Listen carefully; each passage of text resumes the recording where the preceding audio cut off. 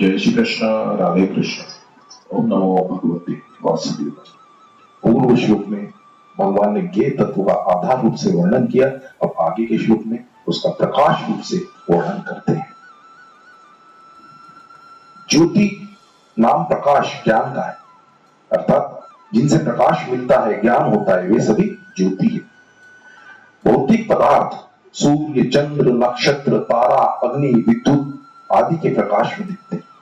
अतः भौतिक पदार्थों की ज्योति प्रकाशक सूर्य, चंद्र आदि है। वर्णात्मक और ध्यानात्मक शब्दों का ज्ञान कान से होता है। अतः शब्द की ज्योति बुद्धिमत्ता प्रकाशक कान है। शीत, उष्ण, कोमल, कठोर आदि के स्पर्श का ज्ञान त्वचा से होता है। अतः स्पर्श की ज्योति प्रकाशक त्वचा है। श्वेत, नील, पीत आदि रूपों का ज्ञान नेत्र से होता है। अतः रूप की ज्योति प्रकाशक नेत्र है। खट्टा, मीठा, नमकीन आदि रसों का ज्ञान जीवा से होता है। अतः रस की ज्योति प्रकाशक जीवा है। सुगंध, दुर्गंध का ज्ञान नाक से होता है। अतः गंध की ज्योति प्रकाशक नाक है। इन पांचों इंद्रियों से शब्द आदि पांचों विषयों का ज्ञान तभी होता है जब उन इंद्रियों के साथ मन रहता है। अगर उनके साथ मन न रहे तो किसी भी विषय का ज्ञान नहीं होता। अतः इंद्रियों की ज्योति प्रकाशक मन है। मन से विषयों का ज्ञान होने पर भी जब तक बुद्धि उसमें नहीं लगती, बुद्धि मन के साथ नहीं रहती, तब तक उस विषय का स्पष्ट और स्थायी ज्ञान नहीं होता। बुद्धि के साथ रहने से ही उस विषय का स्पष्ट और स्थायी ज्ञान होता है। अतः मन की ज्योति प्रकाशक बुद्धि है। बुद्धि से कर्तव्य, अकर्तव्य, सत्य, असत्य, नित्य, अनित्य का ज्ञान होने पर भी अगर स्वयं कर्ता उसको धारण नहीं करता तो वह बौद्धिक ज्ञान ही रह जाता है। वो ज्ञान जीवन में, आचरण में नहीं आता। वो बात स्वयं में नहीं बैठती। जो बात स्वयं में बैठ जाती है वो फिर कभी नहीं जाती। अतः बुद्धि की ज्योति प्रकाशक स्वयं है। स्वयं भी परमात्मा का अंश है। वो परमात्मा अंशी है। स्वयं में ज्ञान प्रकाश परमात्मा से ही आता है। तो स्वयं की ज्योति प्रकाशक परमात्मा है। उस स्वयं प्रकाश परमात्मा को कोई भी प्रकाशित नहीं कर सकता।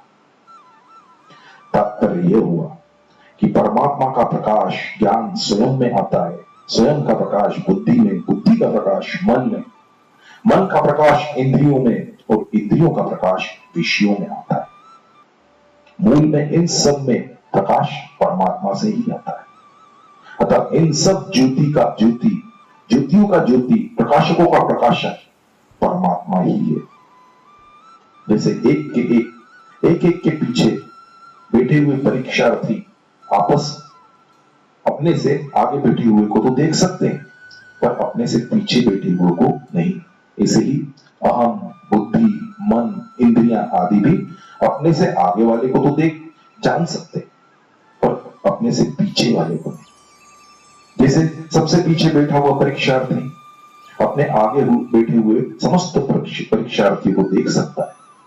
वैसे ही परम प्रकाशक परमात्मा अहम, बुद्धि, मन, इंद्रियां आदि सबको देखता है, प्रकाशित करता है, पर उसको कोई प्रकाशित नहीं कर सकता। तो परमात्मा संपूर्ण चर अचर जगत का समान रूप से निरपेक्ष प्रकाशक है। वहां प्रकाशक, प्रकाश और प्रकाश ये त्रिपुटी नहीं है। तमस परमुच्यते, वह परमात्मा अज्ञान से अत्यंत परे अर्थात सर्वथा असंबद्ध और निर्लिप्त है। इंद्रियां, मन, बुद्धि और अहम इनमें तो ज्ञान और अज्ञान दोनों आते जाते, परंतु जो सबका परम प्रकाशक है उस परमात्मा में अज्ञान कभी आता ही नहीं, आ सकता ही नहीं और आना संभव भी नहीं। जैसे सूर्य में अंधेरा कभी नहीं आता, ऐसे ही उस परमात्मा में अज्ञान कभी आता ही नहीं। जब उस परमात्मा को अज्ञान से अत्यंत परे कहा गया है। उस परमात्मा में कभी अज्ञान नहीं आता। वो स्वयं ज्ञान स्वरूप है और उसी में सबको प्रकाश मिलता है। कहता उस परमात्मा को ज्ञान अर्थात ज्ञान स्वरूप कहा गया। इंद्रियां, मन, बुद्धि आदि के द्वारा भी जानने में आने वाले विषयों का ज्ञान होता है, पर वे अवश्य जानने योग्य नहीं है, क्योंकि उनको जान लेने पर भी जानना बाकी रह जाता है, जानना पूरा नहीं होता। वास्तव में अवश्य जानने योग्य तो एक परमात्मा ही है। उस परमात्मा को जान लेने के बाद और कुछ जानना बाकी नहीं रहता। 15वें अध्याय में भगवान ने अपने लिए कहा है कि संपूर्ण वेदों के द्वारा जानने योग्य मैं ही हूं। जो मुझे जान लेता है वो सर्वविद हो जाता है। तथा परमात्मा को ज्ञेय कहा गया है। ज्ञान के द्वारा असत का त्याग होने पर परमात्मा को तत्व से जाना जा सकता है। अतः उस परमात्मा को ज्ञान गम्य कहा गया है। वह परमात्मा सबके हृदय में नित्य निरंतर विराजमान है। तात्पर्य है कि यद्यपि वह परमात्मा सब देश, काल, वस्तु, व्यक्ति, घटना, परिस्थिति, अवस्था आदि में परिपूर्ण रूप से व्यापक है, तथापि उसका प्राप्ति स्थान तो हृदय ही है। उस परमात्मा का अपने हृदय में अनुभव करने का उपाय है, पहला, मनुष्य हर एक विषय को जानता है, तो उस जानकारी में सत और असत ये दोनों रहते हैं। इन दोनों का विभाग करने के लिए साधक यह अनुभव करे कि मेरी जो जागृत, स्वप्न, सुषुप्ति और बालकपन, जवानी, बुढ़ापा आदि अवस्थाएं तो भिन्न भिन्न हुई, पर मैं एक रहा। सुखदायी, दुखदायी, अनुकूल, प्रतिकूल परिस्थितियां आई और चली गई, पर उनमें मैं एक ही रहा। देश, काल, वस्तु, व्यक्ति आदि का संयोग वियोग हुआ, पर उनमें भी मैं एक ही रहा। तात्पर्य यह हुआ कि अवस्थाएं, परिस्थितियां, संयोग, वियोग तो भिन्न भिन्न तरह तरह के हुए, पर उन सब में जो एक ही रहा, भिन्न भिन्न नहीं हुआ, उसका उन सब से अलग करके अनुभव करे। ऐसा करने से जो सबके हृदय में विराजमान है उसका अनुभव हो जाएगा, क्योंकि यह स्वयं परमात्मा से अभिन्न है। दूसरा उपाय, जैसे अत्यंत भूखा अन्न के बिना और अत्यंत प्यासा जल के बिना नहीं रह सकता, ऐसे ही उस परमात्मा के बिना रह नहीं सके, बेचैन हो जाए। उसके बिना न भूख लगे, न प्यास लगे और न नींद आए। उस परमात्मा के सिवाय और कहीं वृत्ति जाए ही ना। इस तरह परमात्मा को पाने के लिए व्याकुल हो जाए तो अपने हृदय में उस परमात्मा का अनुभव हो जाए। इस प्रकार एक बार हृदय में परमात्मा का अनुभव हो जाने पर साधक को सब जगह परमात्मा ही है ऐसा अनुभव हो जाता है। यही वास्तविक अनुभव है। परिशिष्ट भाव यह है कि 12वें से 17वें श्लोक तक जिस ज्ञेय तत्व का वर्णन हुआ है वह भगवान का समग्र रूप वासुदेव सर्वम ही है। कारण कि इसमें निर्गुण निराकार, सगुण निराकार और सगुण साकार तीनों ही रूपों का वर्णन हुआ। ज्ञान गम्यम, परमात्मा तत्व ज्ञान से ही जाने जाते हैं, क्रिया, वस्तु आदि से नहीं। तत्व ज्ञान के सिवाय उनको जानने का दूसरा कोई साधन नहीं। मनुष्य कर्म योग, ज्ञान योग, ध्यान योग आदि जिस साधन से परमात्मा को जानेगा, वास्तव में तत्व ज्ञान से ही जानेगा। श्रद्धा, भक्ति, विश्वास, भगवत कृपा आदि से भी जानेगा तो तत्व ज्ञान से ही जानेगा। कारण कि जानना ज्ञान से ही होता है। यहां ज्ञान गम्यम पद का अर्थ साधन समुदाय से प्राप्त होने को योग्य भी दिया जा सकता है, जिसका वर्णन इसी अध्याय के 7वें 11वें श्लोक तक हुआ।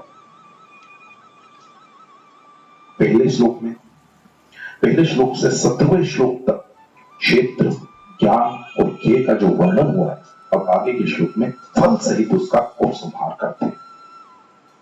इस अध्याय के 5वें और 6ठे श्लोक में जिसका वर्णन किया गया है वह क्षेत्र है।